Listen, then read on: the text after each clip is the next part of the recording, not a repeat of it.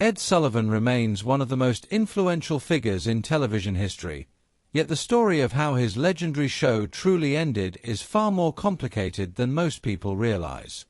Officially, history says he signed off in June 1971, but behind the scenes the ending had already been decided weeks earlier without his knowledge.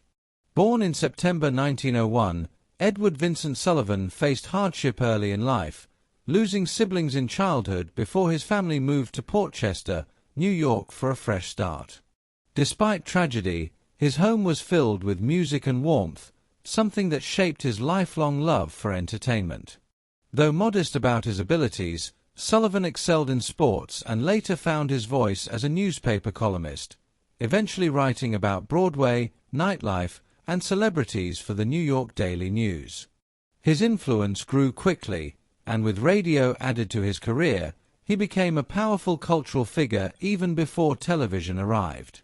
When television began rising in the late 1940s, Sullivan initially dismissed it as a passing fad.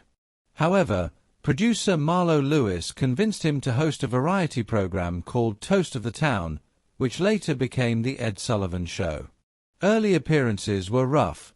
Critics mocked his stiff posture and expressionless delivery, even calling him the Great Stone Face. Yet audiences connected with him precisely because he seemed ordinary. Sullivan wasn't flashy or charismatic. He simply introduced talent, and that authenticity built enormous trust with viewers. Despite his calm on-screen image, Sullivan had a strong temper and strict control over his show. Artists who defied him sometimes faced bans, including Bo Diddley and The Doors.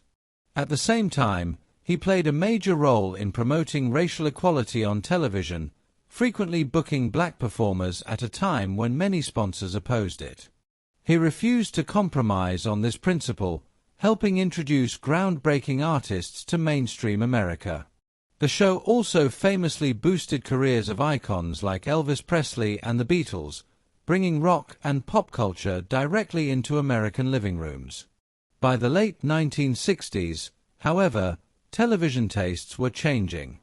Ratings slipped, and in March 1971 CBS quietly cancelled the show without telling Sullivan beforehand.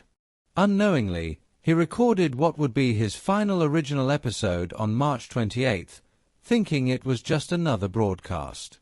The network later filled the schedule with reruns until the official final airing in June, meaning Sullivan never had the chance to say goodbye to his audience. He felt deeply hurt by the decision and considered it a betrayal after nearly 25 years on air. After the cancellation, his health declined rapidly. Memory problems became noticeable, and in 1974 he was diagnosed with esophageal cancer. His family chose not to tell him due to his fragile condition, and less than a month later, he passed away. The man who had introduced countless legends to the world quietly faded from the spotlight himself.